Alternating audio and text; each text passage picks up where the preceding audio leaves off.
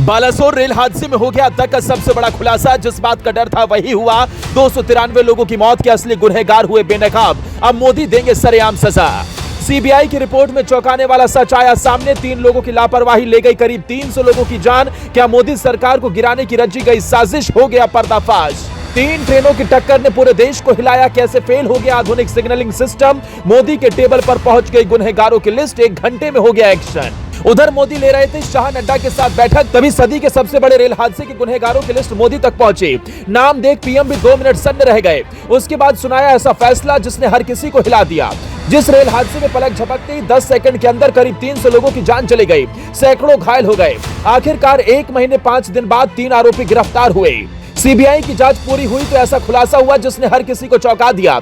जो मोदी और अश्विनी वैष्णव ने भी नहीं सोचा था वो इस रिपोर्ट में आया।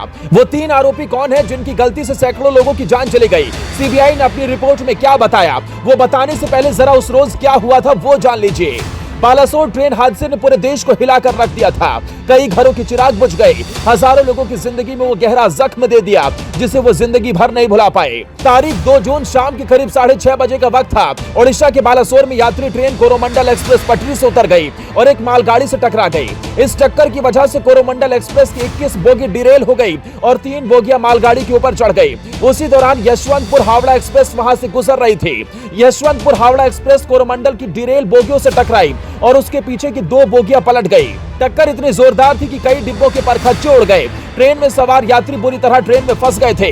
उन्हें निकालना भी मुश्किल हो रहा था। लोगों की आंखों के सामने ही तड़प तड़प के जिंदगी खत्म हो रही थी, लेकिन हर कोई बेबस लाचार था। किसी के हाथ में कुछ नहीं था। ऐसा लग रहा था कि मानो इंसानी जिंदगी के सामने मौत तांडव मचा रही हो। ट्रेन हादसे में कुल 293 यात्रियों की मौत हुई थी, जिनमें से 287 यात्रियों की मौके पर ही जान चली गई थी, जबकि 6 अन्य ने अस्पताल में इलाज के दौरान दम तोड़ दिया था। इसके बाद रेल मंत्रालय ने इस हादसे की जांच सीबीआई को सौंपी। सीबीआई ने जांच की कमान संभाली थी और दुर्घटना स्थल का दौरा किया था। जांच के दौरान सीबीआई ने रेलवे के कई कर्मचारियों और अधिकारियों से बात भी की थी। वहीं दूसरी ओर रेलवे ने इस भीषण रेल हादसे के कुछ हफ्तों बाद दक्षिण पूर्व रेलवे के 5 शीर्ष अधिकारियों का तबादला कर दिया था, जिनमें संचालन, सिग्नल प्रणाली और सुरक्षा के लिए जिम्मेदार अधिकारी भी शामिल थे। लेकिन अब इस ट्रेन हादसे में पहली बार किसी की गिरफ्तारी हुई। सीबीआई ने एक साथ 3 आरोपियों को गिरफ्तार किया। जानकारी के मुताबिक सीबीआई ने बालासोर में posted senior section engineer Arun Kumar Mahanto, section engineer Mohammad Aamir Khan और एक टेक्नीशियन पप्पू कुमार को गिरफ्तार किया है। तीनों को आईपीसी की धारा 304/201 के तहत गिरफ्तार किया गया।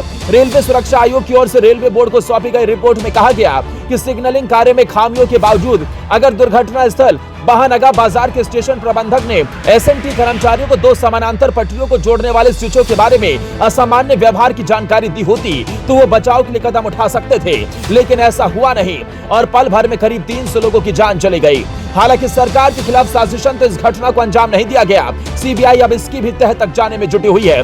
दोस्तों, आपको क्या लगता है, इसके पीछे क्या कोई बड़ी साजिश भी हो सकती है? कमेंट बॉक्स में अपनी राय जरूर बताएं।